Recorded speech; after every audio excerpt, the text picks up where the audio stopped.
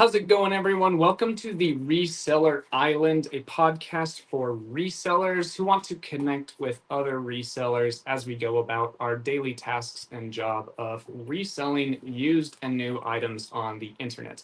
Wanted to thank everybody for coming out to this live. I scheduled it about an hour and a half ago. We're hoping that a few people can join and we can have a good time here. So we have a few announcements on the podcast today that I just want to dive right into. Some of you may have already noticed Sonny has not been on the past couple podcasts, and he will no longer be being a co-host on the Reseller Island.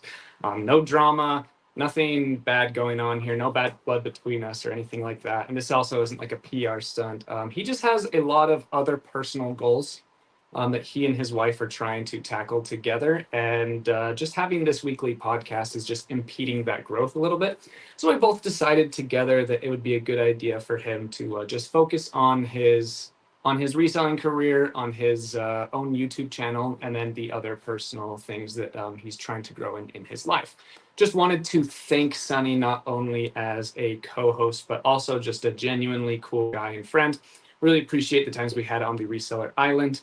You are a very humble and real and down-to-earth individual, and I appreciate what you brought to the podcast and to everyone that watched us.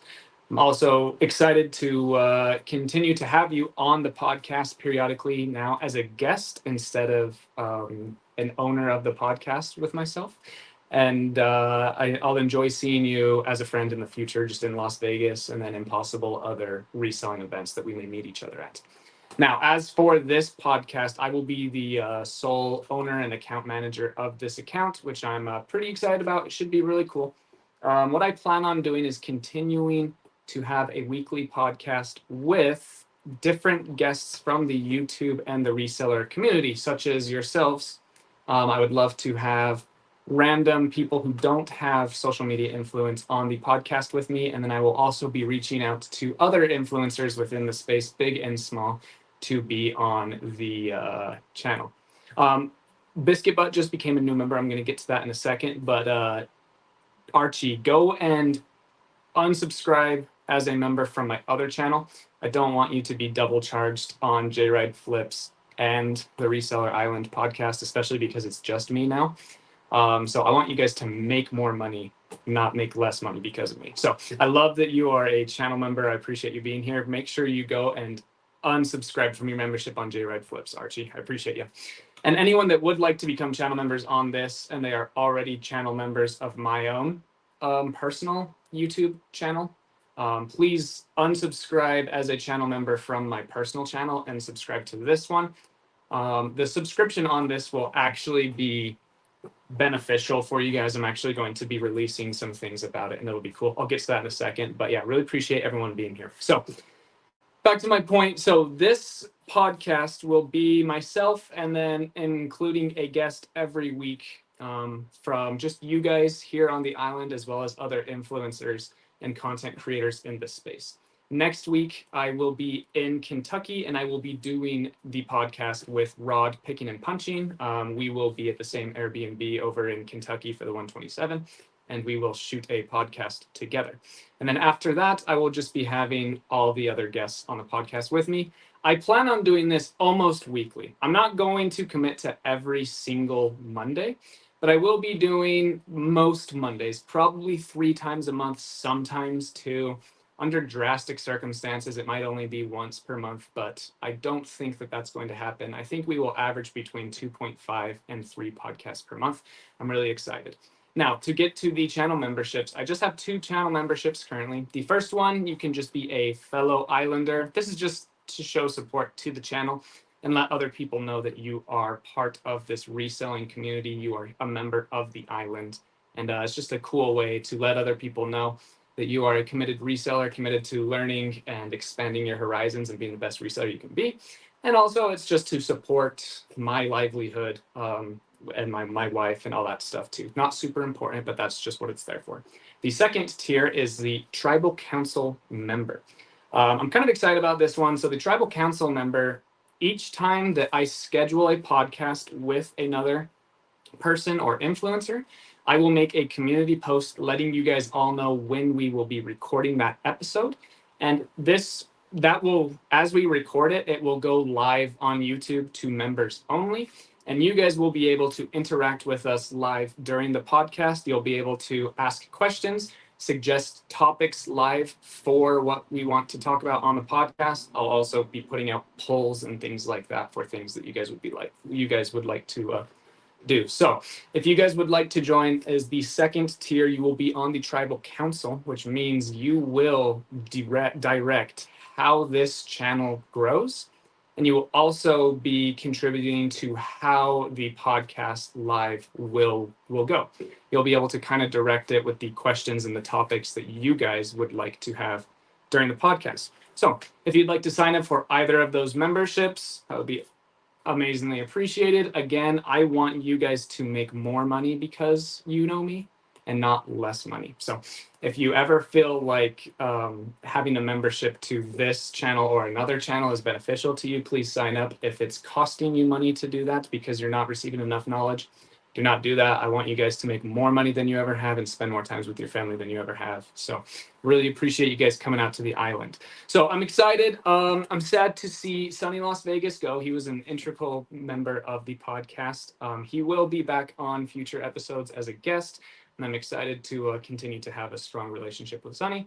And then we have these channel memberships for anyone that wants to be a part of the Reseller Island. Now, those are the two announcements. And then I guess a small third one, I'm going to be in Kentucky for the 127 highway sale. Going to be hanging out with a ton of different influencers, including Rod Picking and Punching, who is going to be the next guest on the Reseller Island. And we will be doing a podcast together in the Airbnb at Kentucky. Now, if you guys have any questions about reselling, about thrift stores or garage sales, if you guys have any questions about this podcast, or if you guys have any suggestions on content or direction or ways that this can go, please go ahead and put them in the comments and I will get to them. I really appreciate everyone coming out. If you guys have any questions, we will go ahead and answer those, kind of like a live Q&A that I have on my personal channel. Love to be able to help you guys out and answer some questions and also get this pushed out to more people. So if you go ahead and like the video and then also start filling the comments with questions using keywords like reselling, eBay, things like that, this is going to be pushed out to a broader audience of resellers and we can all come together as a community on the Reseller Island. So I'll go ahead and dive into the questions and comments and we will go from there. Right now, there are very few. So if you guys would like to ask some questions, go ahead and put them in there and let's just enjoy it and hang out. Biscuit Butt is here, became the first member of the, well, I technically became the very first one with my J Red Flips channel. And now Biscuit Butt is the second member of the island. Really appreciate you, brother. Thanks for being here. And then Biscuit Butt, Archie is also a moderator. He has that little wrench right there. So he'll be able to help me out with comments and questions and things like that. So if you guys have questions, go ahead and put them in the comments and then Archie will be able to help me out with them a little bit and then I can go through them and answer them. So Christian Crow, awesome member, awesome subscriber to all of my channels. Always part of the live streams and asking questions and helping others in the chat, which is awesome too. Thanks for being here, Christian. He says, just had a $400 return. It was new when I shipped it out. Should I take off if it's used all 50%? So that's what I do. If something gets shipped out in new condition and they open it and they use it and they send it back in used condition, then I deduct 50% plus I don't include the original shipping. So if that was $400 plus $28 in shipping, what you're going to do is when it comes back to you, you are going to refund the buyer. You are going to put item was used. You're going to deduct the amount of 50%. And then you're also going to toggle off the original shipping. So you are probably going to owe them just $200 flat minus the eBay fees of 13% of the $400 is also going to come back to you.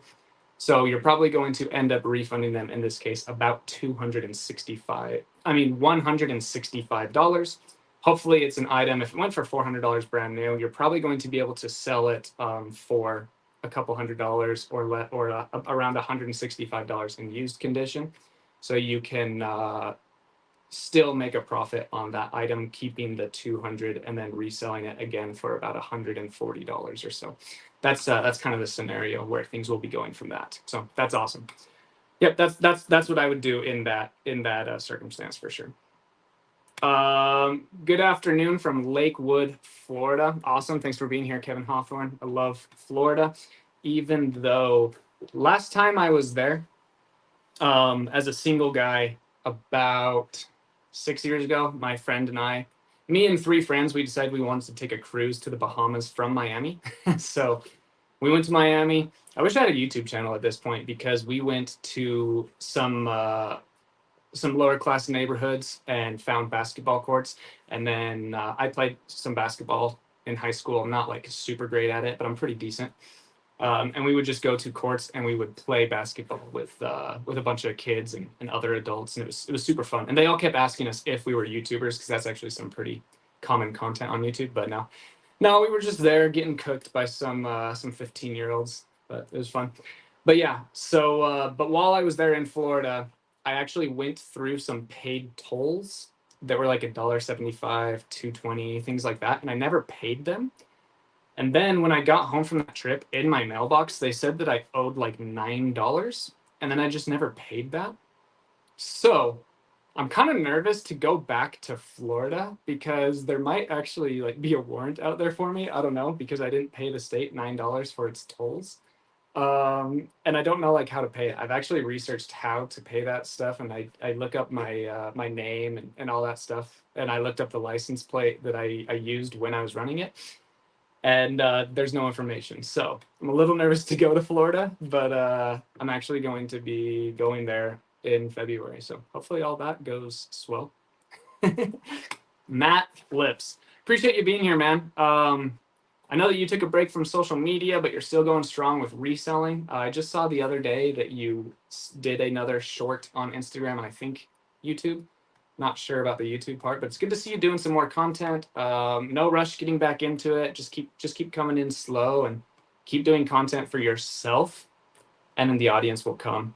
Not sure if you wanted that unwarranted advice, but I really like the stuff that you put out. So just keep putting it out for you.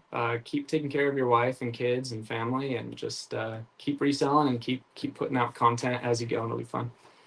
Ben and I are getting fat in Crossville, Tennessee right now. That's awesome, getting fatter. That's what I'm talking about, Shane. Yeah, I actually saw somewhere on social media that you were heading out today, and it's actually rainier than you thought it was going to be. So hopefully you're staying safe, and I'm not sure how active you're going to be since you are there.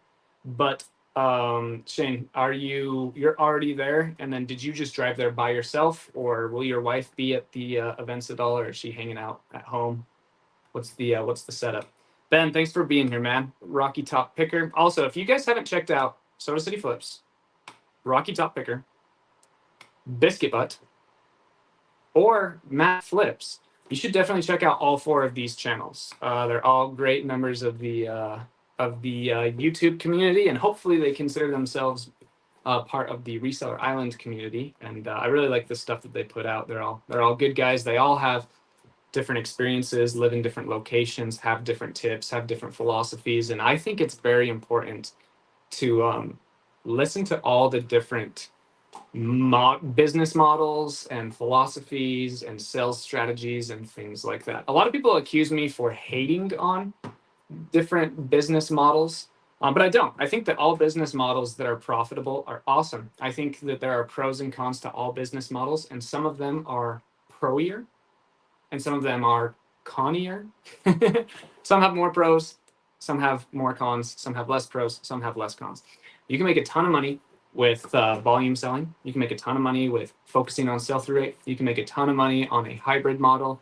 You make a ton of money doing niche selling, everything selling. There isn't a one-size-fits-all business to each individual person or each individual location or each individual skill set. So it's important that why is my garage opening? I told all of my employees that they have the day off. But that's all fine. That's fine. All right. Let's see. So yeah, it's important to consume I would say within reason, it's important to consume as much content as possible from as many different sides of the field as you can, filtering out what is for you and your business, and then maximizing off of the backs of everyone else willing to put out content, the best strategies for yourself and your business. But yeah, our sales usually slow near the end of the month. So Pip, there are a ton of factors that go into online sales on e-commerce, on eBay specifically. There's also a ton of factors that go into all consumer cycles. Okay. The cool thing about numbers is everything can be boiled down to an average. And when you come down to averages, usually sales are within very small percentages of each other. Now, do I speculate that there are slower or faster sales at the beginning and at the end of specific months on eBay reselling, especially if you are focused on used varying condition items? I believe that that effect is close to zero. The reason why it has a little bit of weight to it is because some people get paid on the fourth Friday. And so maybe that's when they make their purchases. Some people pay all of their bills with their paychecks on the 1st and the 15th. And then when they make it to the end of the month, they see that they still have a little bit of money left in their account. And they know that more money is coming in on the 1st or the 2nd or the 3rd.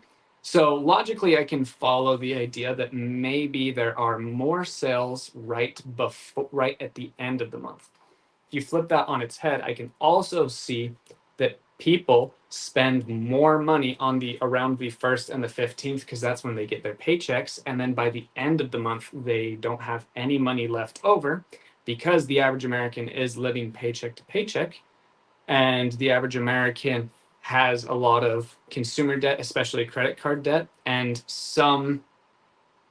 a lot of Americans have maxed out credit cards, so they don't even have the opportunity to buy at the end of the month. So a lot of different things that can contribute to that. With that being said, I don't think that there are less sales at the end of each month. I think that they are pretty static all across the board, all throughout the month. But you can make arguments either way. Yep, just before payday, it's something I talked about as well. Locker room invading the island. I love it. I love it. Hopefully this becomes an awesome community. We've already established the community with Sunny, and then I'm really hoping that we can continue to establish this community on the island, and I hope you guys really like it. How long does a buyer have to pay? I have one lingering for 3 days now. Buyer does not respond to my message. Dean, so typically the eBay has like auto policies that they place on all sellers, and then you can go in and you can change that policy. You can change it to they only have 24 hours to pay. I wouldn't recommend that. You can change it to where they have 7 days to pay, and I think the auto is 4 days. So they have 4 days after purchasing. They have 24, 48, 72, 96 hours to actually pay for that purchase. Once it has not been paid, I think that the auto is actually to just cancel and not relist the item. I'm not sure on that part, but I think the auto is to not relist. So go to your business policies and you can change it to either 1 day, 4 day, or 7 day. And then you can toggle off auto relist or just cancel. So I have mine set up to 4 day. I'm actually considering changing it to 7 day just because my business has grown to where it has very good cash flow and I'm not dependent on each individual sale, that I want to give the customers as much time as possible to actually purchase the item. You can counter that by saying that's an in-demand item, so you want to give people as little as time possible, so that way that item can get back onto the market where someone else will buy it. But I'm debating whether I'm going to do 4 day or 7 day. There's pros and cons to both of those. But yeah, currently mine is 4 day, and I have it checked to automatically relist the item if it's not paid for. That's what I do, and I recommend either 4 or 7 day with automatic relist. A lot of people actually don't have automatic relist, and so when someone doesn't pay for it, it doesn't get auto relisted, and then you go through your inventory, a month later, 6 months later, a year later. A lot of YouTubers make content about this, and they say that, oh my gosh, this whole year I had like 7 items that I listed that for some reason weren't in my eBay store inventory. So eBay must have took them down. And a lot of times it's just because someone bought it but didn't pay for it, and then they didn't have auto relist on. So definitely make sure you go check out your policies. Make sure that you have, according to your business practices, either 1, 4, or 7 day. And then I would definitely recommend to have auto relist on, so you don't have to waste time looking for all of that and having all of that headache. Good question. That's an awesome question. Jesus Luna says, "Sup, J-Ride. Want to thank you for putting me onto Deal Soldier. Reselling game improved for me once I joined. Thank you." Yeah, I appreciate that. A lot of people. So I put my name on Deal Soldier. I'm not affiliated with it whatsoever, but I do advertise it, and I do make money off of the affiliate link when you guys use it. It is not for everyone. A lot of people, like Jesus, is making more money than they ever have because of it, and other people just can't seem to figure it out, which is okay too. So you just got to realize whether it's for you or if it's not for you. I personally am making thousands of dollars more per month because of this $35 software that I pay for, and it's really nice. I'm able to make way more money because of it in TJ Maxx and Walmart and all of those locations. And I'm glad that it's working out for you as well, Jesus. Phil5Dime said, "Went and checked out some of your bundles, really good deals." Are you talking about on a shopcommons.net? I ended up putting 10 different lots on Shop Commons, and 9 of the 10 of them have sold. I only have 1 left, and it's some rap CDs. If that's what you're talking about, I really like that platform, especially with the lower 8% fees, a lot better than eBay. I sell a good amount of lots of remotes and eyeglasses and cameras and stuff like that on eBay, and getting charged 20%, close to 20% when you add up all the shipping fees and tax fees. 8% on District is a lot better. So I will be putting up a ton of lots on shopcommons.net. Biscuit Butt, if you're still here, if you could put shopcommons.net in the what's it called, in the comments for everybody if they want to check it out, that'd be great. If not, no worries. Don't have to check it out if you don't want to. But yeah, I think it's an awesome site. I'm finding a lot of success on it. So is Kevin, and so is a lot of other influencers, and non-influencers are reporting really good sales over there. So I'm happy to put my name behind that as well. J-Red Fallon, yeah, I don't know what would happen if I went to Florida. It'd be pretty funny. It's probably just in collections, but I've never received anything for it. So, and maybe they just like don't care about the $9.20 or whatever. I don't know. But yeah, when I go to Florida, for those of you that weren't here when I said this story, like 7 or 8 years ago, I went on a cruise to the Bahamas, and I hung out in Miami for 2 nights. And as I was driving on the highways, I went through tolls, and I didn't pay for them because I didn't know. And then when I got back from that vacation, they sent me $9.20 worth of charges for not paying for the tolls. And I just never paid for them, and I don't know how to. And so I'm nervous that if I go to Florida, I'm going to get pulled over and go to jail. So I'm wondering if once I get to Florida, because I'm going in February, once I get to Florida, maybe just drive to a county state house and say, "Hey, listen, I don't know how to pay this, and I'd really love to. If I could just pay this right now, I'm willing to pay any sort of fees or anything to get it taken off. Sorry, I was just a dumb 22-year-old kid that didn't know, that was just from the West Coast and hadn't been to the East Coast in his whole life yet." Dang, didn't realize that is Matt Profit, name change. Yeah, Matt Profit Pursuit. Good guy. Also in Florida, Village area, look up toll by plate and see if you can pay your tolls that way. Unpaid tolls are sent to collection agencies as far as I know. Thanks, appreciate that. A lot of news. I don't want to get super political here, but a lot of news coming out of the villages in Florida surrounding the upcoming election. So really, really interesting stuff. What's up, Fart Sack Jack?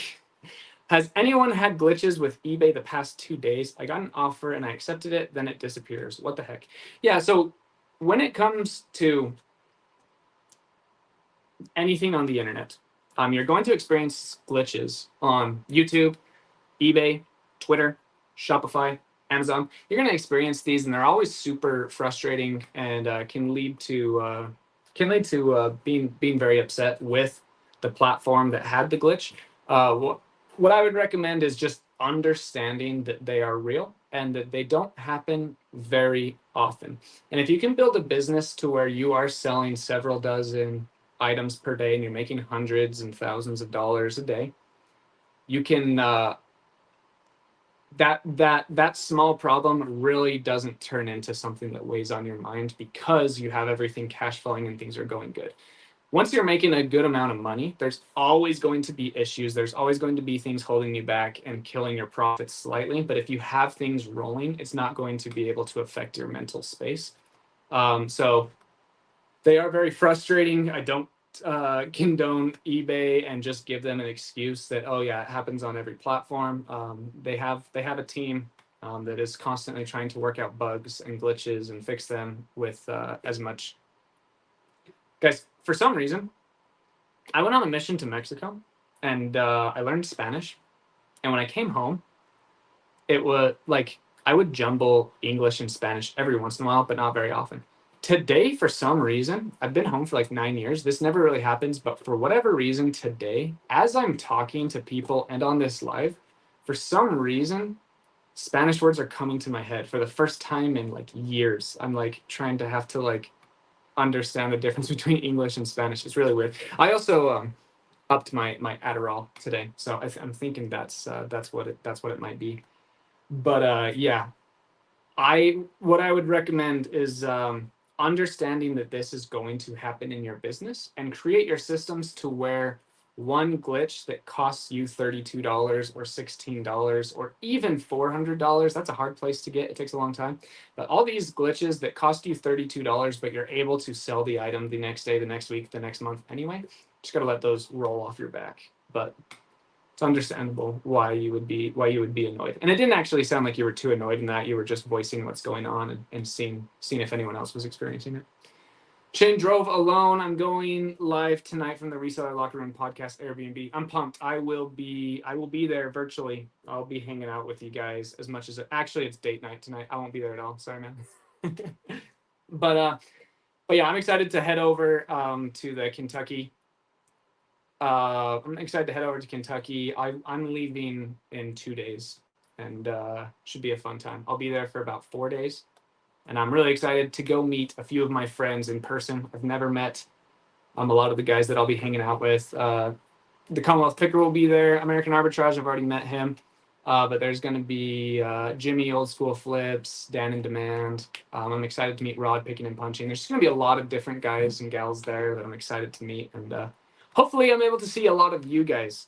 I'm going to be on the actual highway going to some sales. My plan is to also go off into some rural areas to hit some yard sales. I'm also going to be doing a lot of thrifting as well. I'm going to be making a very transparent Kentucky thrifting video. A lot of people say that the only reason why I find success on eBay is because I have such amazing thrift stores in Utah. And we're going to be testing it out in a small town in Kentucky. We're going to see if you truly can make a full-time living or a huge chunk of a full-time living from thrift stores anywhere across America. So I'm excited about that. Jake says, imagine an actual island with only resellers, though. Found this rock for 2 twigs, flipped it for 3 shells. That'd be funny. That would be good stuff. Shane, we'll see a Taylor Swift, George Strait karaoke session again. Dude, those guys in Tennessee are gonna have a good time. There's gonna be burgers and beer, that's for sure. I'm excited to see what happens with those guys. Probably this week, RTLOL. Just having some conversations. If you owe too much in unpaid tolls, the state can make you pick up litter on I-95 for a month. LOL, man. I gotta get that figured out for sure. But it was like 7 years ago. Jake, my brother, how are you doing today? Doing great, TC. Thanks for being here. I appreciate you being in almost all of my lives and always hanging out and having some fun. But yeah, guys, we got 50 people in here. We've been going for 30 minutes. I really appreciate it. I'm planning on going for about an hour and a half, like on my normal live streams. If you guys have any questions about reselling, about thrift stores, about garage sales, if you guys have any questions about this podcast and what it's going to look like moving forward, kind of what memberships look like, how you can be on the podcast. If you guys have any questions at all, or if you have any questions about finance, about taxes, about mindset, philosophy, whatever you guys want to talk about, I'm down. if you guys want to ask me anything or prompt any topics that I can talk about too. So thanks for being here. I'm sending love from the Northeast. That's what I'm talking about. I'm going to guess Portland, Maine. Portland, Maine. Official guess. Thanks. That's useful. Didn't know any of that. Yep, Dean. Yeah. One way you can really level up your eBay selling is by utilizing their business policies. So just go through all of your business policies, really make sure all of that is set up in a way of how you want to run your business, and it can really streamline your processes, save a few headaches, and help you answer questions when people have them. You already know the answer because you have all those processes in place. I definitely recommend people definitely setting up an eBay store, utilizing all of those business policies, and really setting up a good business. Whether you're doing this as a hobby, a side hustle, a big income, or a full-time income, definitely have business policies set up so you can streamline all your processes and make more money than you would have if you didn't have them. Will Deal Soldier work with eBay or only Amazon? I would say 70% of the items that I get from Deal Soldier I sell on eBay and Mercari and Poshmark. The majority of them I get are like cosmetics, and then I also get like different mugs and Halloween and Christmas decorations, things like that.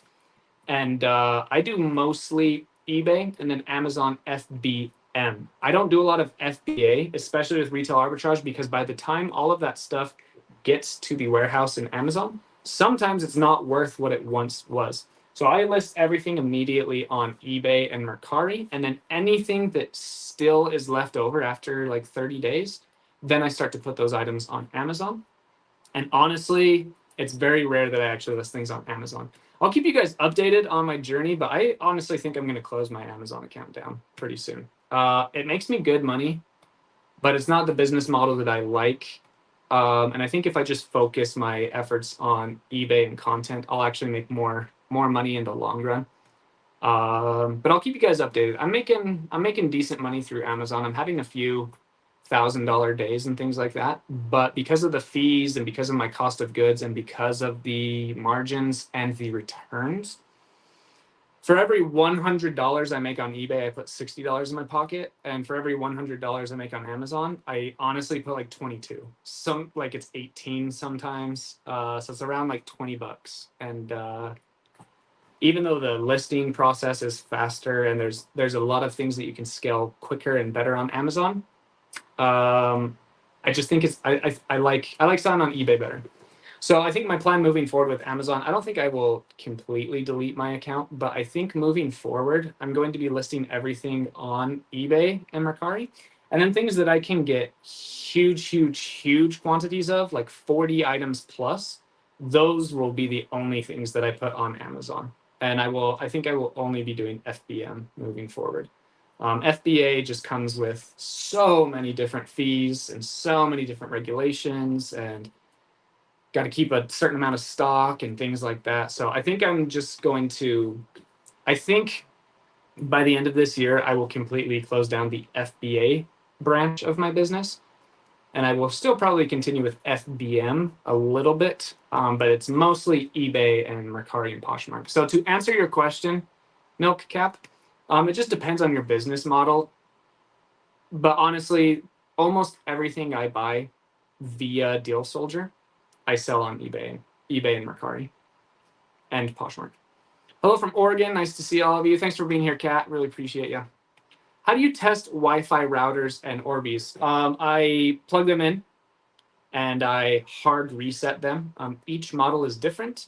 So I think I have one right here that's actually broken. Let me see if I can find it. These are my soon-to-be broken electronics lots over here. So this Orbi right here, it didn't work, so I actually sold the AC plug by itself for $15 plus shipping, so that was dope. This doesn't work. What you do is you go into YouTube and you type in Orbi RBR50 factory reset. A lot of times they all have similar ways. I do this with JBL speakers, with Wi-Fi routers and extenders, with everything. There's a way to manually factory reset. Usually it's just holding two buttons for 10 seconds or 30 seconds. Then once I see a green light, I try to connect my phone to it. If I can't connect my phone to it, then I call Netgear, or I call CenturyLink, or I call whatever the company is, and I explain to them, hey, I bought this from a estate sale. I can't seem to get it to work. Can you reset it from your side? And almost every time they're like, yeah, we can do that. Sometimes that you can do that in 7 or 8 minutes on the phone. Sometimes it takes an hour. And then when it's taking a really long time, I'll just respectfully tell them, hey, I appreciate you helping me out here. Unfortunately, this process is just taking a little too long. Thank you so much. You've done a great job. I'm going to hang up the phone now just because I have some other things to tend to. And then I hang up and I just sell it as parts if it goes for enough money as parts, which routers almost never do. Or I put it in a lot and sell as a broken electronics lot later. I couldn't figure it out, but I'm glad it's working out for y'all. I think you're talking about Deal Soldier. Yep. So it's not for everybody, but it's for a big group of people. What's cool is you have that 7-day free trial to try to figure it out. I wish it was a 14-day free trial, because sometimes that's about how long it takes. Like usually around day 10 or 11 is when people like figure out their groove and it actually starts making them money. Sometimes 7 days, just not quite enough time to figure out the app. But for those of you that have signed up and are making money from it, I make a lot of money from it. It's awesome. I really like this offering. Jared has a warrant. Gaslighting news out of the villages, and it's on both sides, pro Trump and pro Kamala. So definitely some interesting stuff coming out of the villages in Florida right now. What's the best way to have sports cards graded? How do you send it securely, either to grading companies or customer, without the fear of losing a valuable card? Thanks. So I always recommend using the most notable card graders, which is PSA. I think PSA is commonly accepted as the like best all-around service. They have great authority, they're very quick, and the pricing for that authority is very competitive and good. You have to pay up a little bit for PSA as opposed to like an SGC and things like that.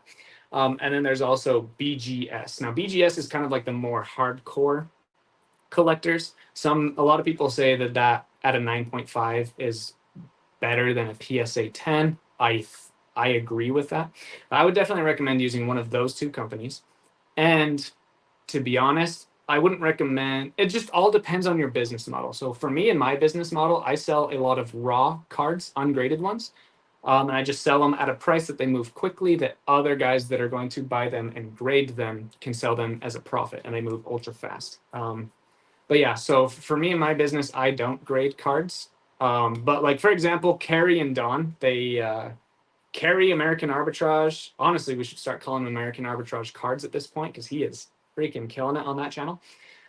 He very, very, very, very rarely grades cards. He actually just pulled a 1-of-1 Caitlin Clark rookie card that he's going to have graded. And I don't want to speak for him, but I think it's less than 0.1% of cards that come into his possession that he actually views as worth grading. And then he probably only grades 1 out of every 10 of those 0.1 cards, because he knows that he can just move them at a very profitable margin, and then someone else can deal with grading it. So really just depends on your business model. I tend to lean to the American Arbitrage Cards model of just get cards for as cheap as you can, sell them for a decent profit as fast as you can, and let other people deal with grading and all of that stuff. And when you're listing raw cards, make sure you take good pictures of the corners, so that way you don't have a ton of questions, and guys and gals that are looking to grade them can just make sure that they actually see the condition of the card before it gets to them, so they can make that qualified purchase. Thanks to everybody for sticking around for that. I know not a lot of people are interested in cards and grading for reselling, but I appreciate you guys sticking around. Hello, hope all is well. Appreciate that, James. Everything is going great. I really appreciate that. I always change it up. It's great for building a YouTube channel. Yes, it is. Matt Flips. Good name. I like Flips better too, as in terms of algorithm and being searchable. Honestly, when people search J-Ride Flips, if you are cooking in content, you will probably be like the 5th or 6th video, and you might be able to snag a few things. Same with Same with other people that have flips at the end of their name. So if everyone wants to jump onto the flips bandwagon and create an account, go and do it. Didn't realize you were live. I'll ask this here unless you have already answered it. Quick question. Have you ever had Netgear unlock their routers? Oh, I actually just answered that. I have an Orbi and they will unlock it, but I have to re-register it in my name. Seems like I cannot sell it with that in mind. Yep. So this is where my sales training and sales skill acquisition comes into play. A lot of times when they ask this question, a lot of times when I ask them to reset this, I'm presented with this, and then you just kind of like talk around it, build some rapport and some urgency, and then just say, yeah, I understand that's the protocol, but I really just need to see if this like even works so I can go ahead and return it if I just can't get it working. Because a lot of times that is their protocol and that's what they want the company, that's what the management of the company wants these customer representatives to do. But if you can build rapport and urgency in a correct way, then you can always get them to just do it right there for you. So just build some rapport with them, talk about it, create some urgency, say you're not sure if it's going to work out for you and you don't want to go through all of this before you can even return it and then lose that money. If you could just really help me out, that'd be appreciated. And you can usually get them to reset it for you. Villages is always good for a news story. I grew up here long before the Villages. If it wasn't for my dad and the property we own, we would not have moved back. No, yeah, I like listening to Dave and ADH Dave talk about the Villages on the podcast from time to time too, because it sounds like a very unique and wild place. Thanks for being here, Southern Vermont Vintage. Northwest here, PNW. Had my first $1,000 day yesterday, thanks to you helping to get a year ago. Sunglasses and cameras, baby. That's what I'm talking about. Deegan Flips. Awesome. Thanks for being here. Thanks for that shout out. That definitely wasn't me that got you a $1,000 day. That was all you. So you should thank yourself for seeking the information and putting in the work necessary to list enough items and find enough quality items to make $1,000 in a day. So congrats, man. Also, I wish that I took the time to recognize myself and reward myself early on. When I was building this, $1,000 days should have been more emotional and more of like a cool day for me, but I just treated it as any other day and kept grinding and grinding and grinding. And I'm in an awesome spot because of it. But I do wish that I would have taken some more time to really smell the roses, because the first 18 months of this business, this reselling business, I was an animal. I really enjoyed my time. I really love working, but I sacrificed some other things in my life. I'm a really huge basketball fan. I love the NBA and I love the Jazz specifically, and I didn't watch any games in those 18 months. And when I did actually sit down to watch 4 or 5 of them, I was just on my phone answering questions and researching and doing stuff. And I wish I would have just like enjoyed the NBA season. So I'm moving up north. I'm going to be right next to the Delta Center. I love the Jazz. I'm really excited to go to 10, 15, maybe 20 home games this season. I'm really excited to enjoy life. So reward yourself for that $1,000 day. Don't go crazy. Don't get yourself off the path of building this business. Don't distract yourself, but give yourself a pat on the back. When my dad hit 10,000 on eBay for his 90-day total, he went to Sizzler, which is a steakhouse here in our area, to congratulate himself and to motivate himself to get it to 20,000. And he has already gotten that 90-day total up to 12,000. So he is killing it. Can I ask an Amazon question? Yeah, of course. Ask an Amazon question. Ask about Amazon. Ask about stocks and finance, taxes. Ask about thrift stores, yard sales, business philosophy, returns, sponsored. Wow, I'm having a hard time having things come to mind right now. What's the thing that everyone talks about on eBay the most on YouTube? Promoted listings. If you guys have any questions about content creation or YouTube or TikTok, anything you guys want to ask me, if you guys want to get to know me better, ask me about my hobbies, anything that you guys want to ask is welcome here. J-Ride Flips is the best. Love it, man. Wouldn't be anyone without you. Talon, you would totally be someone without me, but I appreciate you reaching out and saying that. Milk cap. I don't know what you mean. But speaking of milk cap, I gotta get my protein in. Not sponsored.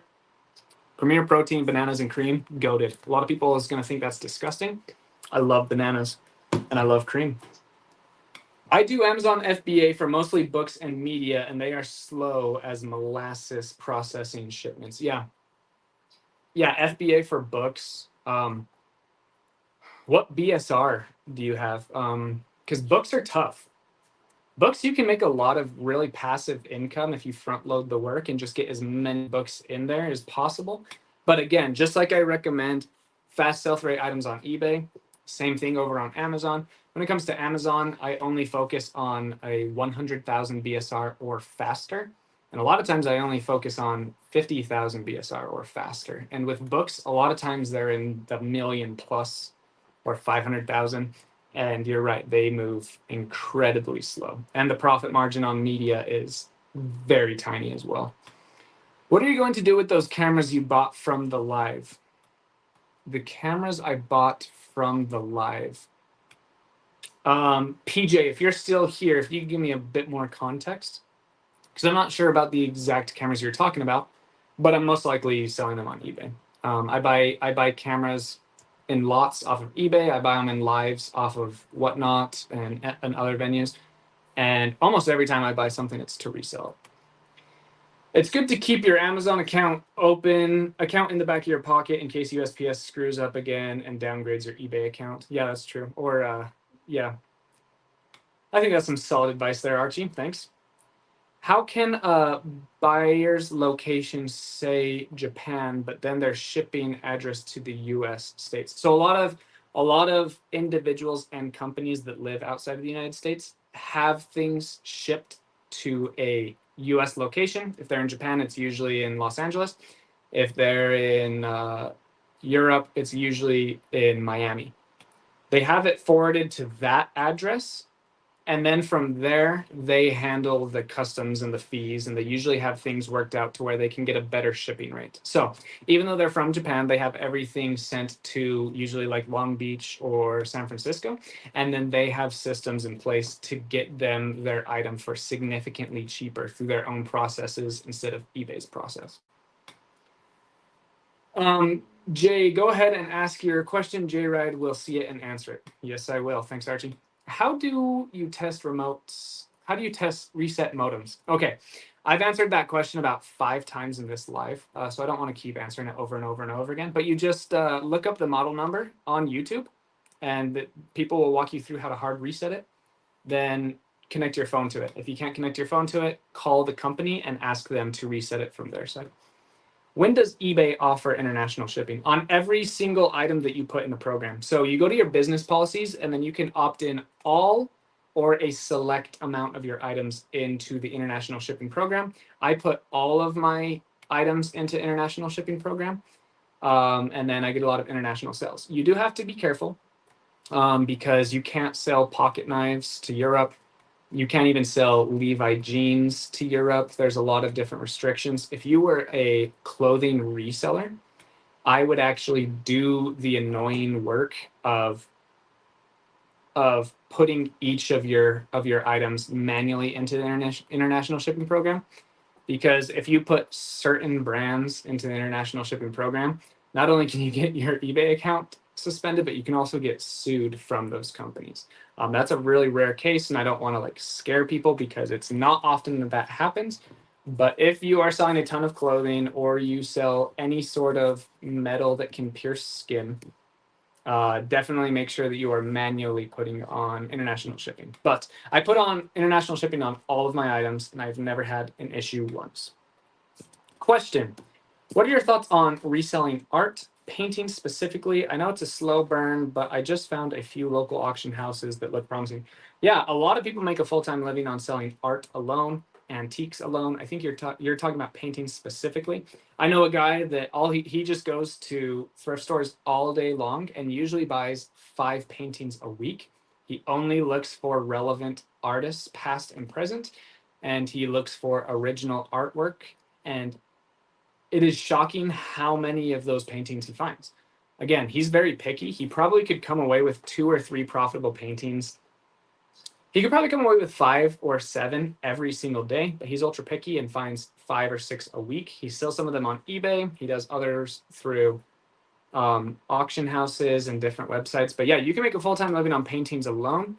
They are definitely a slow seller on eBay, but you can actually get quick money through different auction houses that specialize in paintings and antiques and luxury and designer decorations and things like that.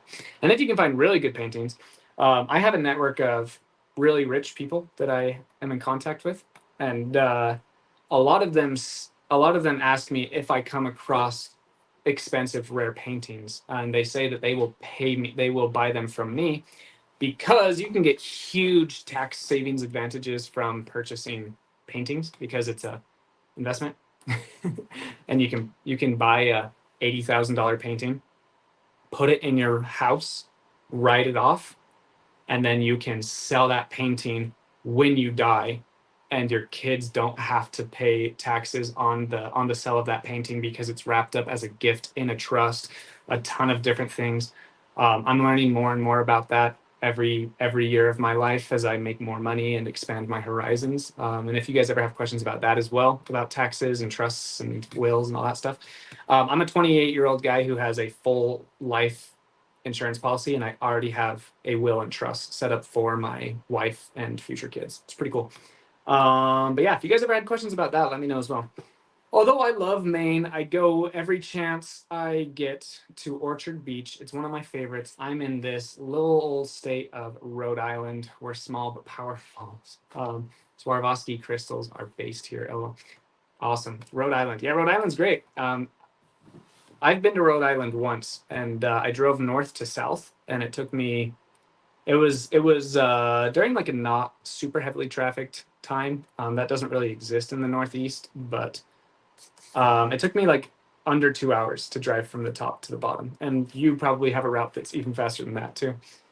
But that brings up a very interesting thing. You say that Swarovski crystals are based there. That's a really important tip. So here in Utah, there's a ton of companies that were started and are still headquartered in Utah. So I have my eye out for those items because I find them very often. And I know that a lot of you guys, my competitors, don't have access to as many of those products where you live. For example, there's this company named Kuhl, Kuhl. I have an example right here. So Kuhl, it's a hiking brand. That's their medallion. They were started in West Valley, Utah, which is a suburb of Salt Lake City. So when I'm thrifting in northern Utah and even here in St. George, I'm always keeping my eye out for those shirts because I find them probably 25 times more than TC here in Rhode Island and you guys over there in Florida, right? I live So Bad Birdie is one of my favorite golfing brands, and they sell very expensive polos. They're headquartered about 300 miles from me in Arizona, and they marketed very strong to St. George when they first started, and so I find their polos here all the time.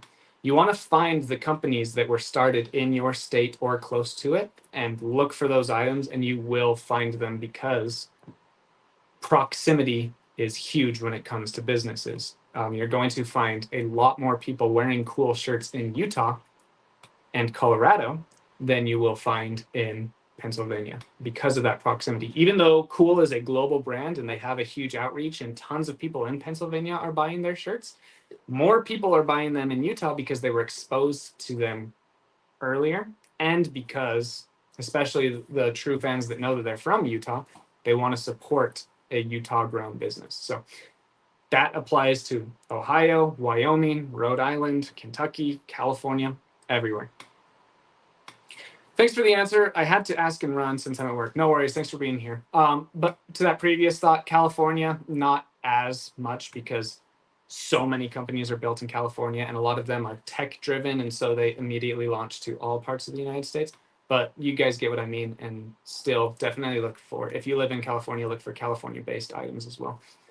Where do you think Lowry is going to be traded if he does, and what kind of assets would you like to return from said team? Thank you so much for this question. I really appreciate that. You guys know that I am a numbers guy, but you guys have no idea, especially in basketball. I kind of hide that from you guys a little bit, not on purpose, but I just know that the average person doesn't want to hear about a deep dive into numbers and statistics and all that good stuff. But I love the salary cap for NBA basketball. And there's all sorts of exceptions to those rules. You're only allowed to spend a certain amount of money on your team. But if you drafted them, there are certain exceptions that allow you to go over the cap. There's trade things, a lot of different stuff like that. If Lauri Markkanen signs his contract on August 7th, he can't be traded this year. If he signs it on August 6th, he can be traded on the trade deadline, the last day of the trade deadline. Or we can just trade him now, but teams may not want a 1-year rental. They're going to want him on a full contract. So I don't think that Lauri Markkanen is going to be traded. I think he's going to sign his contract on August 7th, and I think he's going to stay in Utah. But I would accept Pods, Moses Moody, and 4 first-round picks from the Warriors. Premier Protein is good. I agree. Thanks, AI. I really appreciate that question. I tried to go over it quickly because I know the 63 people in here probably don't, a lot of them don't care about basketball and definitely probably don't care about the Jazz, but I really enjoyed that question. Thank you so much. You know how valuable those crystals are? I was watching Scott on one of his cha-ching videos. He scored big time on Swarovski action one day. Yep, I've sold 3 pieces from them. 2 of them were crystal figurines. I sold one for like $85. Another one, it was very common for just $25. And then they also make eyeglasses. I found one of their frames and they sold for $300 same day. So I'm always looking for those as well. And I think I have one frame currently listed, eyeglass frames by Swarovski, in my inventory right now. But I think it's not a super desirable one. I think I only have it listed for like 40, which is still great. Got them for $1. I appreciate you guys. I just want to take a moment to say like how grateful I am for all of you guys. This is just awesome. Again, I wanted to thank Sonny for being a part of the Reseller Island, for all that he did for this community and the podcast. And I'm excited to have him on as a guest one day. For those of you that have just hopped in, Sonny is no longer going to be on the podcast, and we are just going to be running this with myself and other guests from the YouTube and just the reseller community. If you guys would like to be a huge part of that, we do have memberships. You can just support the channel by being what's called a fellow Islander for $2.99 a month, or you can sign up to be a tribal council member, where you guys will be able to come to the podcast live. You guys can ask questions and give topics and really direct some of the conversations that we will be having. Again, that is not, I don't want to force that on you guys. It is completely optional. If you guys would just like to be true members of this Reseller Island community, it would be really awesome and I'd appreciate it. But yeah, thank you guys so much for everything you do for me. I'm living my dream just talking about reselling on the internet, and you guys actually listen to me, and I'm just so humbled and grateful for that. What is one thing that helped you scale your reselling business? I'm going to be pretty broad here, and then I'm going to zero in on it a little bit. It's definitely continuing education.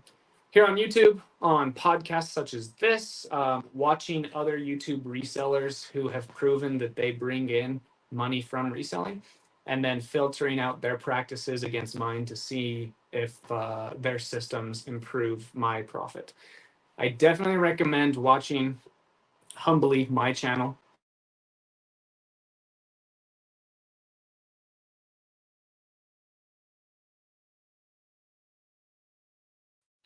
Holy cow, guys, my phone just died. I had no idea.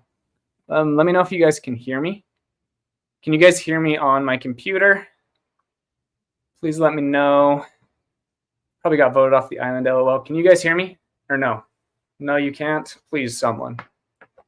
Shoot, no one is responding. I don't think you guys can hear me. Yep, okay, sweet. All right, I'm gonna start charging my phone. How does the audio sound? Is the audio significantly different? I'm sure it is. I'm sure the audio is different, but hopefully you guys can still hear me pretty well. But yeah, like I was saying, so I'm just gonna have my phone charge. I'll probably just do the rest of the podcast here on the oh wow, on my MacBook here. Let me magic erase the little camera port here real quick. Bam, bam, bam. Live technical difficulties. This is awesome. Now we got some water on it. Bone ski. Appreciate you guys sticking around through these technical difficulties. I don't know how much of that cut out. So like I said, I just am eternally grateful for you guys being here. I'm getting back to my questions where I left off. I really appreciate you guys being here. Thank you guys for those of you who have signed up to be members of the Reseller Islands community. If you would like to sign up, it's very appreciated. I don't want to force it on you guys, but I'm really excited to see where this podcast takes us. And if you guys are already members of my JRide Flips or JRide Picks channel, please cancel that membership and then sign up over here if you'd like to. I don't want to be double charging you guys. I'm here to help you guys make more money, not take it away from you guys. So if you guys would like to sign up, you can just click on the link in the description below and you can sign up for one of the 2 memberships. And then if you guys have any more questions, go ahead and put them in the comments. I'm getting to them. It's nice because there's only 60 people in here. Normally I have like 200, 250 sometimes, and I can't get to all of the questions. So if you guys have had questions for me in the past that I haven't been able to get to, now is definitely the time to ask them because there are less people here and I can get to more questions. But I clicked away from the last one that I had. So let me see if I can find it here. Boom, here we go. What is one thing that helped you scale your reselling business? So hopefully this didn't cut out, but I was saying that increasing your knowledge, my knowledge daily on the subject of reselling is what really improved my business. So I really encourage you guys to watch my channel, watch this podcast, watch other podcasts, watch other channels that actually have proof of making money on eBay and whatnot, and Mercari and District and all of the reselling platforms, and then learn from them things that you can apply in your own business. Definitely leveling up your knowledge and continuously learning is how you scale this business. And then on an actual how to actually scale your business, the best way to do so is through sourcing. As you are going to thrift stores, as you're going to yard sales, you want to build up your knowledge of things that are actually selling, and then you want to reverse engineer how to get more of that product. A good way to do that is by making connections with people that have that product, and a good way of doing that is by sourcing it through online opportunities, such as eBay and Amazon, such as wholesale websites, liquidation, things like that. But I definitely recommend buying everything piece by piece until you have sold hundreds, if not thousands of items. Not monetary hundreds or thousands.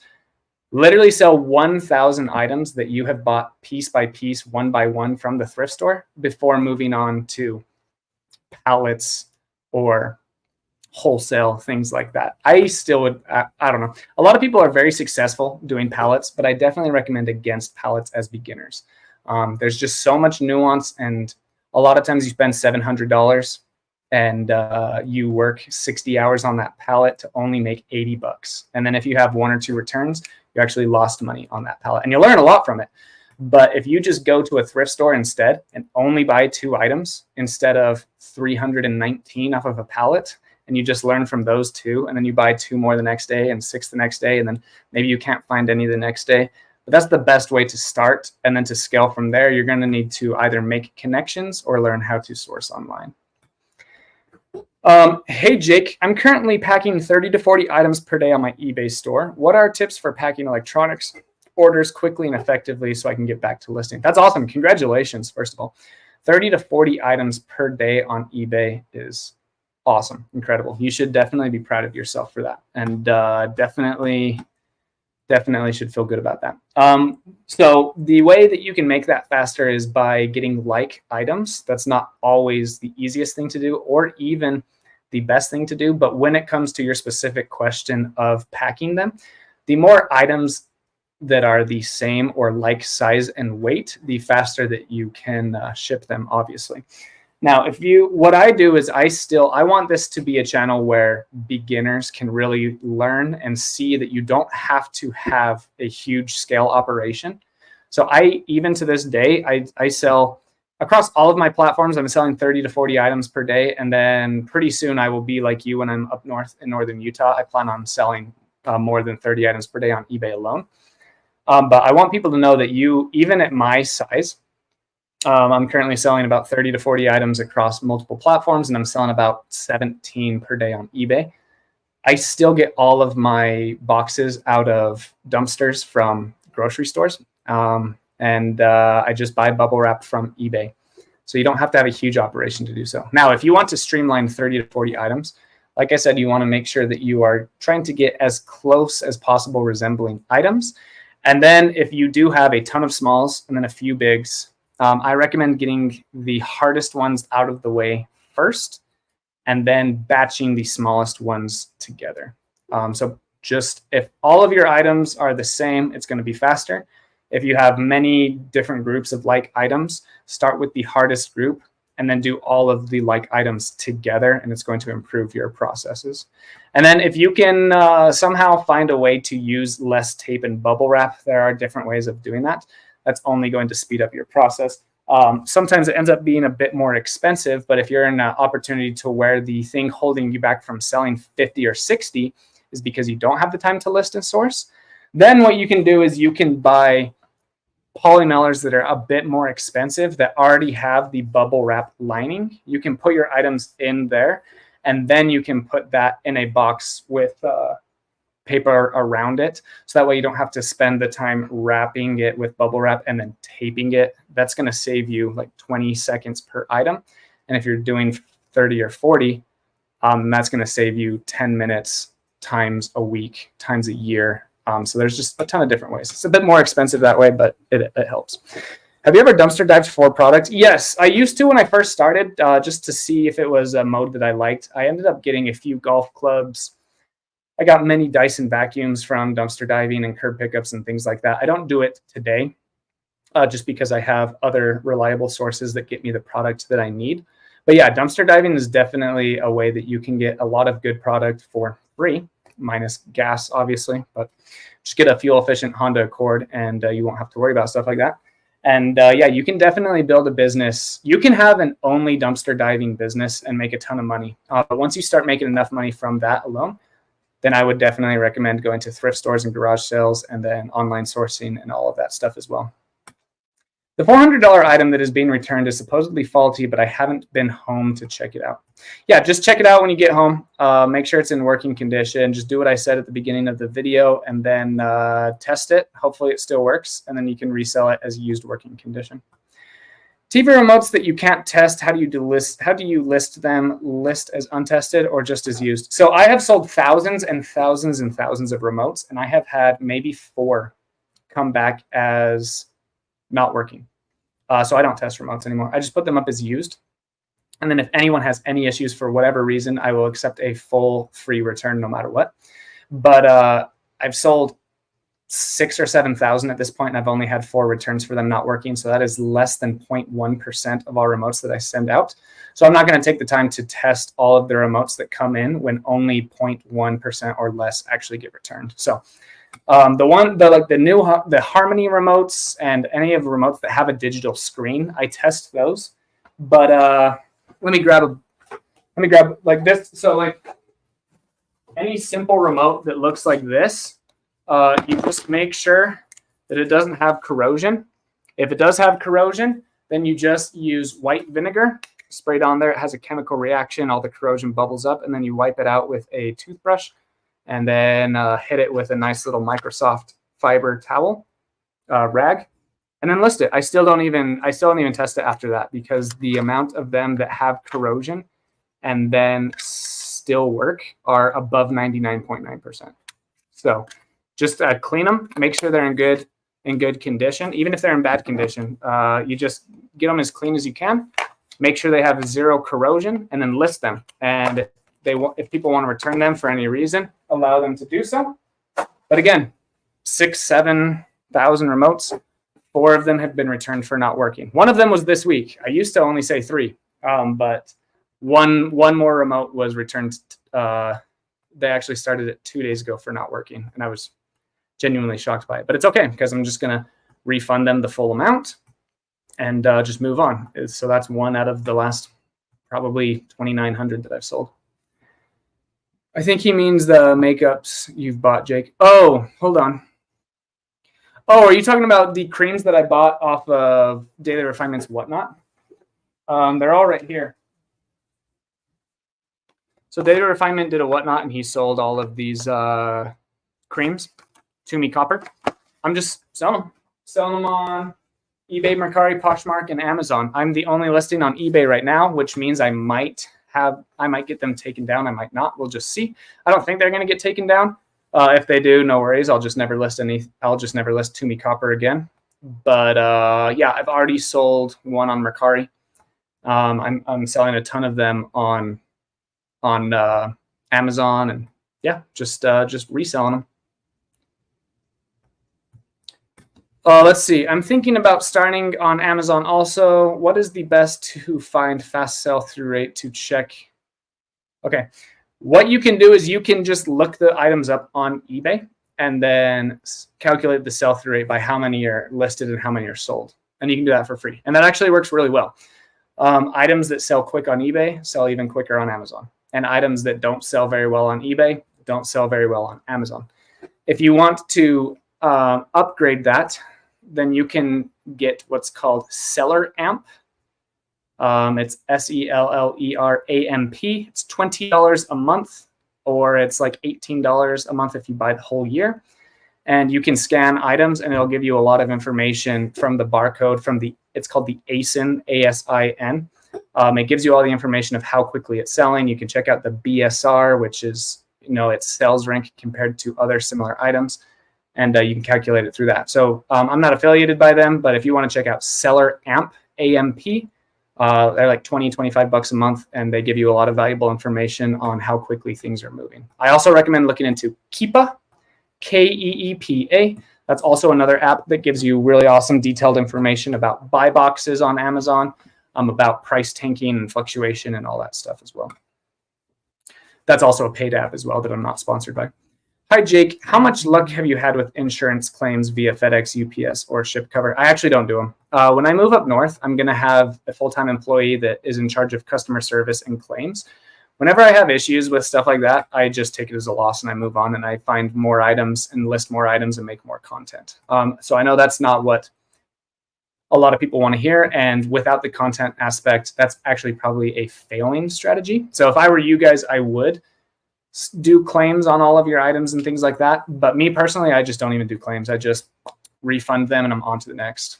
But I will be hiring someone to take care of that, and I'll keep you guys updated in the future on those.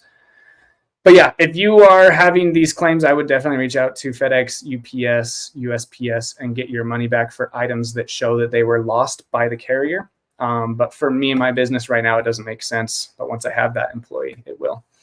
My dad taught me to sell on eBay when I was 13 to earn pocket money. 20 years later, still at it. Phones and cameras have been a boom. Thank you for your advice. That's what I'm talking about, Koji. It's awesome.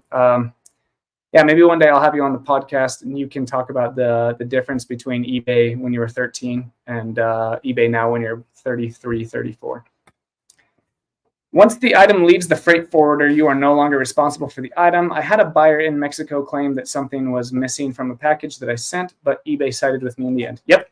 As long as you deliver the package to the address that the eBay buyer buys it from. So even if they're in Japan, but their shipping address is to Long Island, if it makes it to Long Island and they do an item not received request, you just upload the tracking. If it was delivered, you're good to go. Nothing more you need to do. Now, if it gets lost in transit and it never makes it to Long Beach, kind of like we were just talking about, then you have to call USPS, start a claim, do all that different stuff. But if someone buys something and their account has it shipped to an address and your item makes it to that address, upload the tracking and you're done. You've done everything necessary to provide a good customer experience. Have you ever had to replace the screen on a digital camera? Found one at a flea market that's a good $150 to $200 camera yesterday, but I can see the screen is cracked on the inside. I want to make a profit. Yeah, so you definitely could do that, but it's going to cost you hours and hours of learning that new skill, watching YouTube videos, and possibly failing at it. So what I do is I just collect several other cameras and I sell them as non-working lots to someone who has experience fixing and selling those. So you can do what I do and just gather a few of them and sell them as a broken for parts lot, or you can try your hand at possibly wasting several hours of your time figuring that out. But on the positive side of that is you may learn a lot of skills in fixing cameras, and then you can shift your business to acquiring broken cameras, fixing them, and then flipping them online for a profit. And you may make more money doing that than going to thrift stores and doing traditional reselling. So Anthony, whatever works, whatever you think is going to do best for your business. What I do is I just sell them in lots as broken, but you can try to fix them if you'd like to. If so, what was the level of difficulty in your opinion? Yep, I didn't. Thanks. I live 45 minutes from Greenwich, Connecticut, and 20 from Winchester County, and the art is abundant there. Hopefully I can score. That's awesome. Keep us updated, Sandcastle, on your painting reselling journey. We'd love to hear about it. What website do you recommend to shop for health insurance? I'm lost. I would go, I don't even know what company my agent works for. Let me check my email real quick.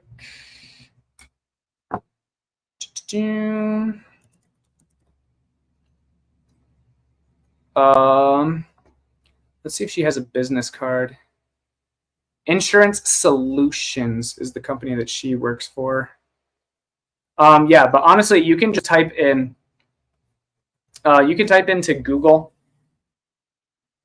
health insurance marketplace, and it's probably going to lead you to like government marketplace insurance. That's where I would start.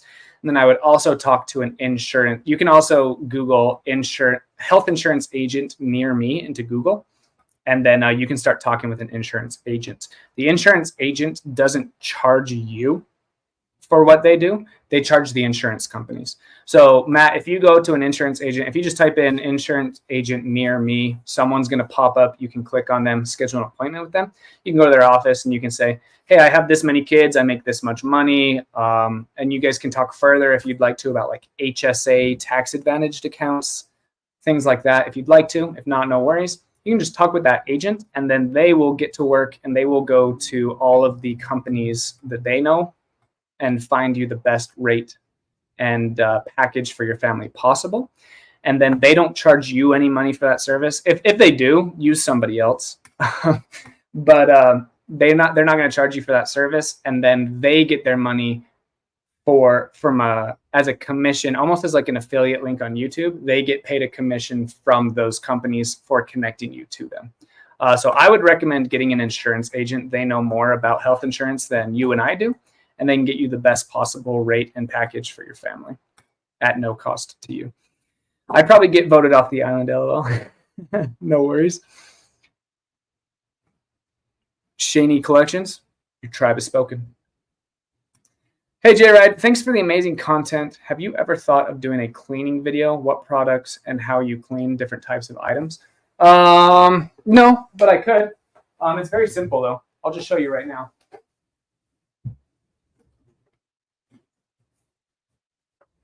I got 25 of these off of eBay for $14 shipped. And then I buy this Totally Awesome for $1.25 at Dollar Tree.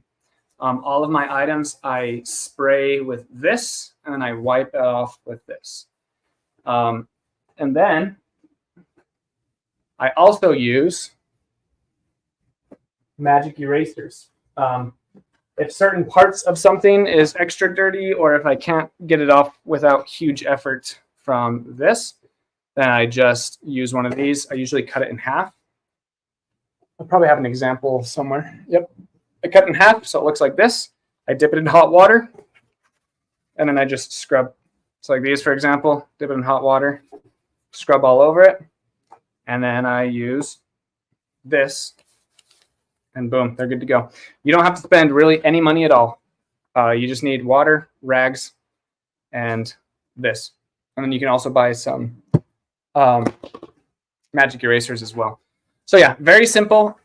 Doesn't require a lot of money whatsoever. You can just find your favorite spray. Some people like the pink stuff. Some people just like Totally Awesome like I do. Spick and span, whatever you want to use. But yeah, and then just clean all your items in that simple way. And then if you need to clean something additionally that's harder, there's always YouTube videos for pots and pans or golf clubs or whatever it is that you're looking to clean. But I clean all my golf clubs and baseball bats with magic erasers too. I just hit them with a coat of spray, get off a good amount with the rag, and then if there's anything left, just what's it called? Magic eraser. Let's see here. Jeff says, what happened to Sonny? Sonny is focusing on some personal goals he and his wife have set out, and the podcast is impeding on the growth and of those goals. So he is stepping away from the podcast. He's still going to probably be a guest on the podcast from time to time, and he's still going to be very involved in the community, but he's not going to be a co-host of the podcast moving forward. And there's no drama or bad blood or anything behind that. It's just this podcast is conflicting with his higher priority goals, and him and I decided together that it would be best if he just focused on those other goals right now. So that's what's happening there. How do you know if sunglasses are real or fake? What do you do when you buy a lot of them and fakes are in them? So you can don't quote me on this. You can just kind of tell. So like sunglasses aren't always super faked, especially the lower end ones. Not lower end, but like lower of the high end, like Ralph Lauren and Carrera and Coach. A lot of their sunglasses, they just don't get faked. Even Ray-Ban and Oakley's don't get faked very often. But when they do, you can clearly see that they are fake. They like Ray-Bans, for example, will always have, they just feel better. And their insignia is always etched into the lens. And you can always, things are almost always engraved, not just printed. There's just a ton of different ways that you can tell. If you're not confident in it, don't do it. Start with lower brand eyeglasses and sunglasses that are less faked, and then sell hundreds of them. And then you'll be able to start listing more and more Ray-Ban and Oakley and stuff like that with more confidence, and eBay will have more confidence in you. But honestly, when it comes to like Chanel, Gucci, stuff like that, I just wouldn't even list them if I were you guys.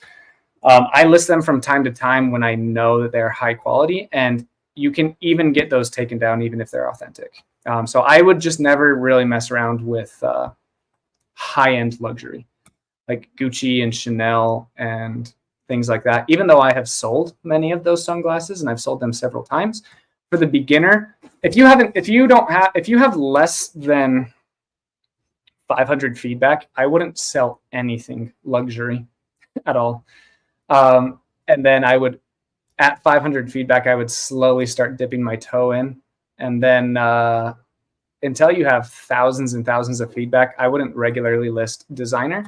And even with thousands and thousands of feedback, I still wouldn't list designer very often. I list Chanel and Gucci and Prada like once every 3 or 4 months when I find it. And a lot of times when I do find it, I still don't even list it. And I just move it locally and things like that. LOL, Jake, I can be in Maine in 2 hours. Massachusetts to Connecticut is an hour. Doesn't sneeze while driving, or you will drive through Rhode Island. Yep. It's a small state.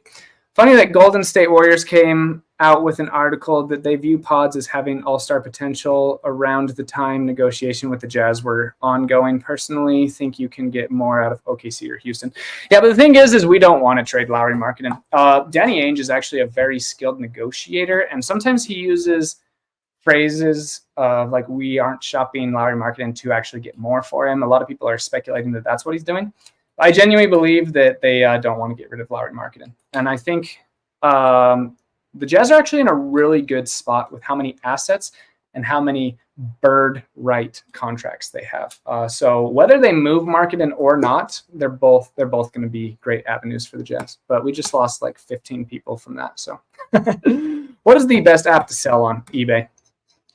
Do you know how to verify paintings? I do not know how to do that, but there's always local auction houses that can help you with that. Bro, I keep forgetting to ask you what was going on with Sonny. I'm glad you just mentioned that. Hope he's doing well. Talk to him. Tell him not to forget to get TC in the Northeast. LO. Appreciate that now. Yeah, I'll pass that along to him, and I'm sure you'll pass it along to him as well.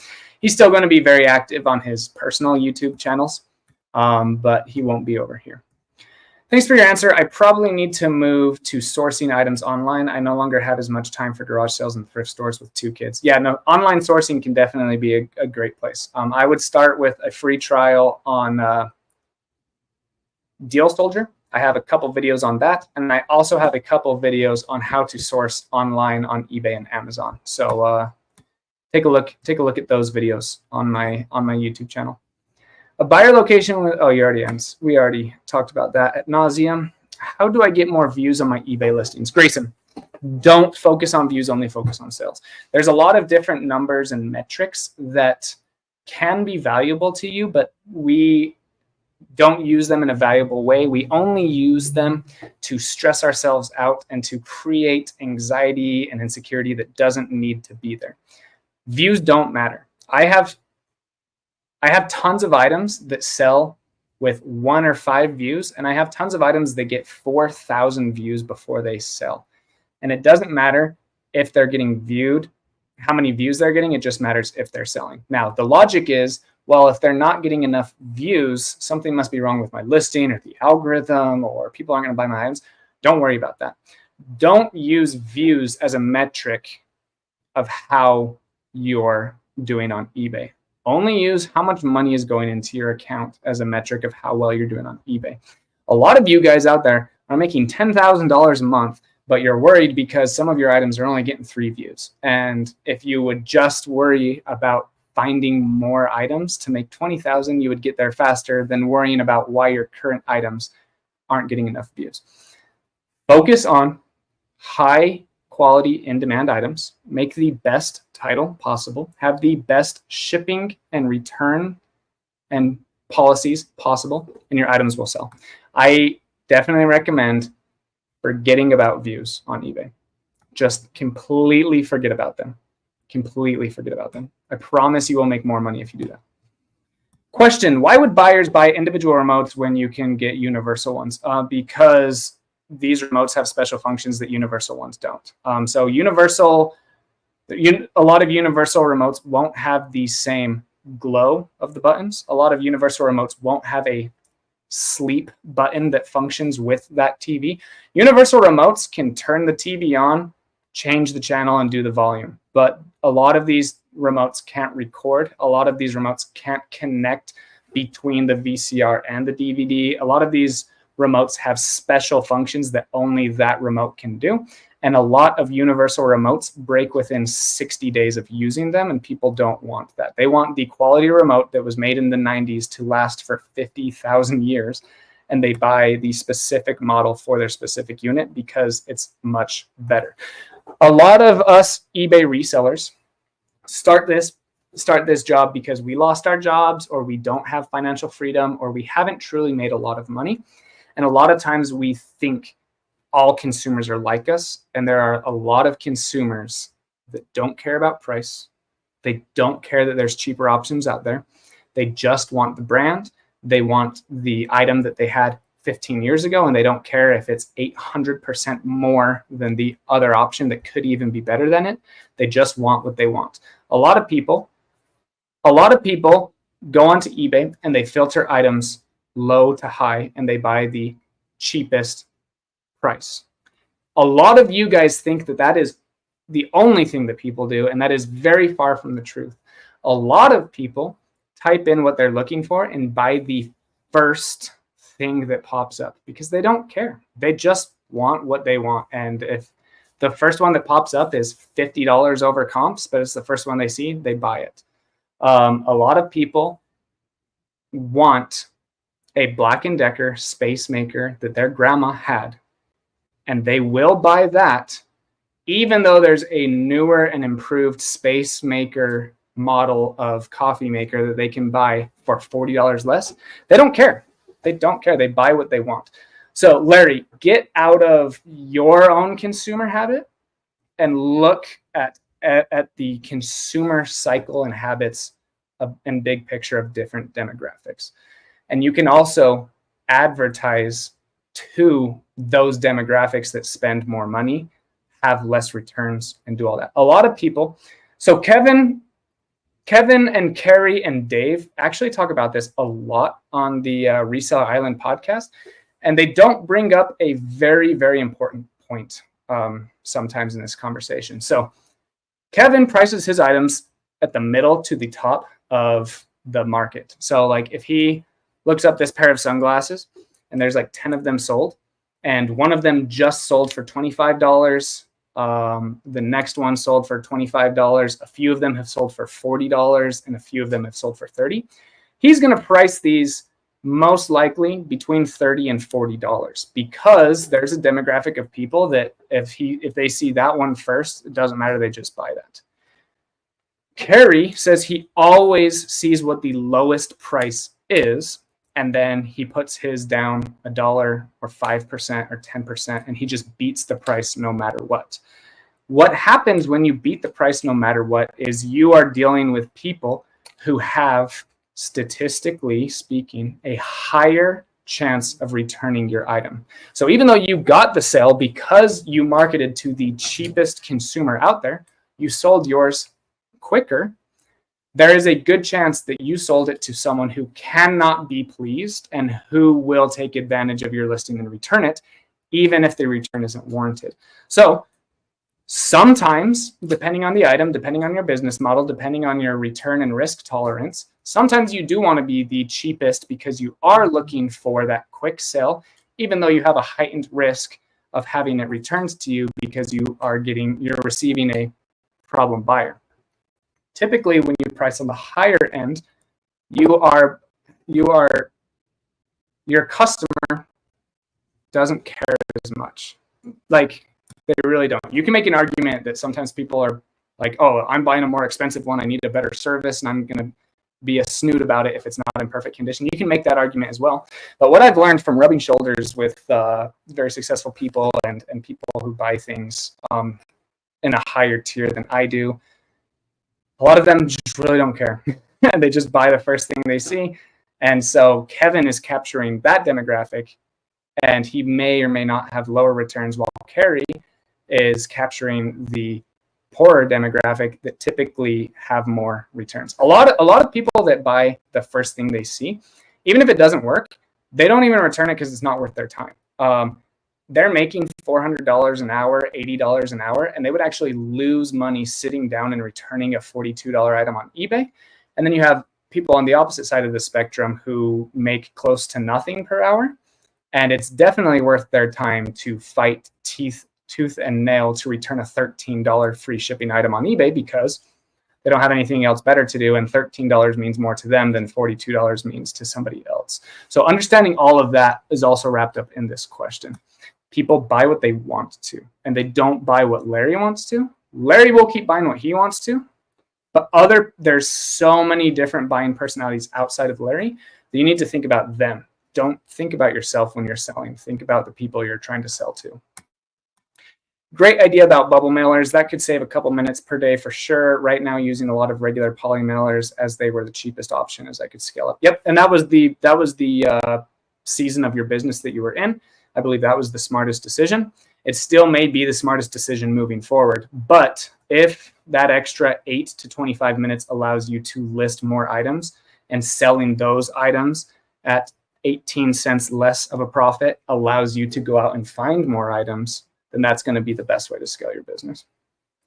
What is your return rate on electronics on eBay? It's around 5%. It's like 4.5. It's like 4.5%. Every evaluation, my return rate drops between 4 and 4.5%. And then by the 19th, it usually creeps up to between 5 and 5.5%. and then they do another evaluation and it drops down, and then it slowly creeps up. So it's around 5%. I agree. Jake is pretty cool.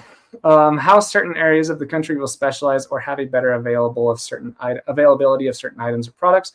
I like to know a little about the history of some items. Yep, good stuff.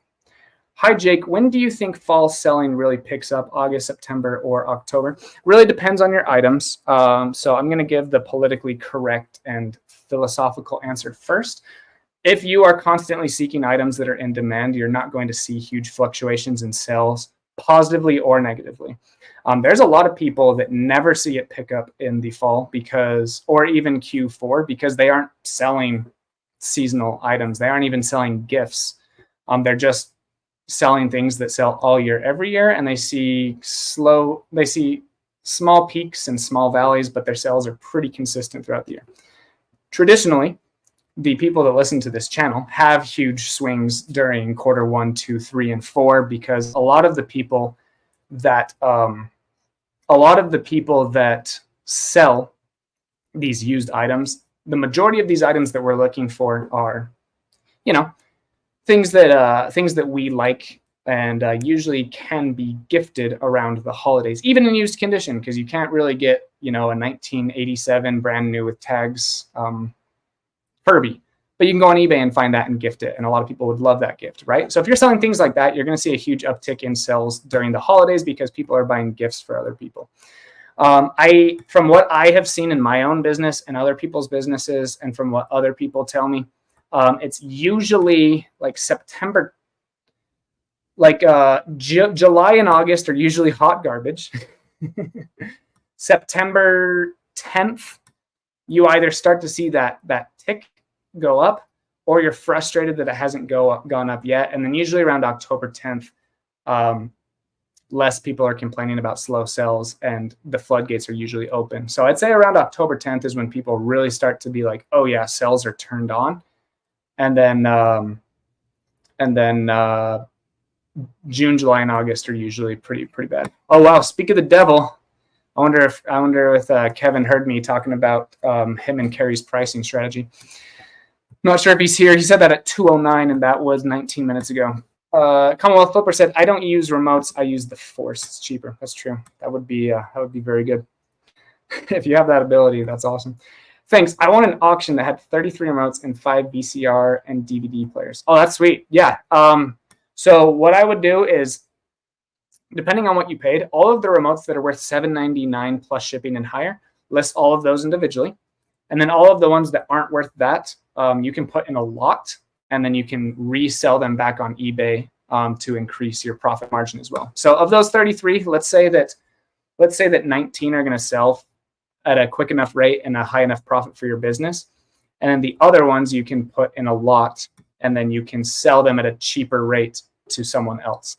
Now, again, going back to different demographics of buyers, you think that you're going to sell this to another eBay reseller, and that probably isn't going to be the case. Another eBay reseller is going to go through that lot and see that none of them sell for a decent margin on eBay, but a flea market vendor might see that lot and be like, sweet, this is an average of $1.20 per remote shipped, and I can sell these all for $3, 0 fees at the flea market, and they will all move eventually. So I'm going to do that. Maybe this person has an electronics shop where they can sell all of these remotes individually for $5 or $10 or $20 each, because people are already there in his store. So there's a ton of different demographics that will buy those remotes. Just because you wouldn't necessarily doesn't mean that other people won't. So keep that in mind. Also, speaking of Kevin, that is a really good place to sell remotes. And just be very honest in your listing, because shopcommons.net requires you to do a video. In that video, I would say, hey, so I'm actually about to list a ton of those remotes on shopcommons.net. And what I'm going to do is I'm going to say, hey, this is 80 remotes. I'm only selling them for $100 free shipping. So it's going to be like $1.05 per remote. I would not recommend selling any of these back onto eBay individually, but you may have other avenues to sell them faster, because a lot of people that are shopping on that have flea markets, have antique booths, have those different things. And so just because you wouldn't buy something Doesn't mean somebody will. So put it all up on the internet. And then if it doesn't sell, take it down and redonate it. That's what I do. Let's see. Well, I meant the Jedi trick, but yeah, that was my dad's method in the early 80s. Oh, you guys are having a conversation back and forth. Nice. Jake, the comment section doesn't let you explain a question in very much detail. Must be less than 200 characters. Yeah, unfortunately, that's what we're dealing with. But you can put like part 1 and part 2 if you'd like to. Let's see here. Having some conversations. Do you have any tips on sourcing for Amazon? Thanks again for the info you give. Honestly, like a lot of people think I'm a shill for this, but Deal Soldier is amazing. Deal Soldier is very great for what you're asking. There's a link in the description if you'd like to check it out. And then honestly, just like on the road retail arbitrage, working really hard is a great way to find stuff for Amazon. Let's see here. We'll go for just a bit longer. I think I'm pretty close. Sweet. I'm getting pretty close to the bottom of this. Do you think it's better to list, say, 10 items a day, or if capable, list 100 a day? I try and get as much done when I have the time, but leave gaps between the listings. So there's obviously a huge debate about this in our reselling community on YouTube, on Reddit, on Facebook. Some people are convinced that the algorithm and Krylov and all this stuff is king, and it doesn't matter. I don't know. The algorithm is the only thing that matters on eBay, right? I disagree with that. I think that listing the same or close to the same amount of items per day is what's best for you as an individual business owner. It's only going to teach you great habits. It's going to keep you consistent. It's going to help you make more money. Will it help you in the algorithm a little bit? Of course, because you're listing items. Like the more items you have available at a great price and a great rate with great photos and great titles, you're going to sell more items than if you had less at a great title and a great rate and all that stuff, right? The more items that you are listing, the more sales you're going to have. Do you need to list 10 every single day to please the algorithm? No. What I do recommend having a draft bank so that way you can stay ultra consistent as a business owner. But a draft bank and listing the same amount of items every single day is not needed to have success on eBay. What I would recommend is having a conversation with yourself and your spouse and possibly your kids if you have them, and then other important people in your life, and ask what do we want our lives to look like? Do we want to have a season where I buckle down and make as much money as I can for our future so it's a bit lighter? Do I want to have instant work-life balance where we make less money but we have more time to spend with each other? Just come up with what your best painting looks like in your head, and then make your business practices follow suit on that. So don't say you want to have work-life balance and then be super strict about getting 100 items a day because you have them. Just think to yourself, how much money do I want to make?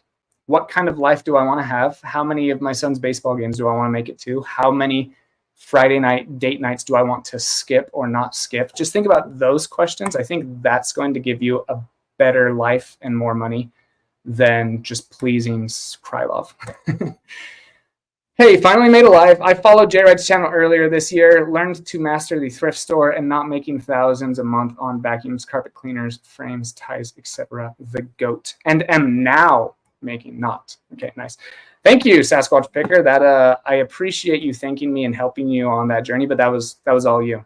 You did what was necessary to find that information, apply what was relevant to you and your business, and you did all that. So congratulations. Do you know anyone that flips coins on eBay? Yes, my father does. I will eventually have my dad on the podcast one day, and we can focus on that because he loves selling coins and grab bags and all that stuff. 1 Foot Flipper, thanks for being here, Paige. Appreciate you. Kevin did here. Kevin was on here when I was talking about him. My sales on weekends seem to be much less than they have been on weekends as of late. Interesting. Except you said that we talk about it on the Reseller Island podcast. Oops. Trash to Cash. Trash to Cash podcast. Everyone go subscribe to Trash to Cash podcast. Definitely, definitely didn't mean to say that. A proper shout out for the most professional podcast in the business would be appreciated. Got you. President Biden just went live. Oh, that might have been why I lost like 17 in one hit. I sold my lot of not for eBay video games on Commons fast. Perfect for, yep, exactly. So again, I'm going to wrap up here because there's only a few questions left. I think it is very advantageous to list your items without your own biases, okay? So 1 foot flipper would never buy his lot on eBay. So why would he list it? Because he's not shopping for it. There are tons of people that have a flea market or that actually just want to have filler for their collections. There are people that want to just, there are YouTubers that will buy all of, hey guys, today I bought 80 different DVDs and video games off of eBay. I'm going to tie them all to a raft and see if we sink or if we swim. Let's get into it. There are so many reasons why people buy crap on the internet. Just let them buy it or let them pass on it. So don't go into eBay with your predisposed exhibition of what you expect people to buy things for and who would or wouldn't. On TikTok, people always say, hey buddy, no one's buying digital cameras. They aren't buying digital cameras, but clearly tons of people are. I sell terrible sell-through rate items in less than a month all the time. Yep, you just never know who's coming along. All right. Well, with that being said, guys, we went for an hour and 45 minutes. I really appreciate you all being here. If you'd like to sign up to be a member of the podcast, that'd be much appreciated. I really hope that we can grow an awesome community here. I really appreciate everything you guys do for me. I'm so excited to hopefully see a lot of you at the 127. Please keep an eye out for us. And please don't feel weird coming up and talking to me. Even if I'm recording, even if I am making content, if you guys see that I'm making content, please come up and interrupt. It's easy to edit things. It's easy to stop recording, have a conversation. Just realize I will be at work and I will be making money, but I love to talk to people. So if you guys happen to see me anywhere in the 127, or when I move to Northern Utah and you see me at Deseret Industries and stuff, please feel comfortable to come talk to me. I really appreciate everything you guys do for me. I love you guys so much. Thanks for letting me talk on the internet and get paid for it. Appreciate you guys. Have an awesome day. Bye.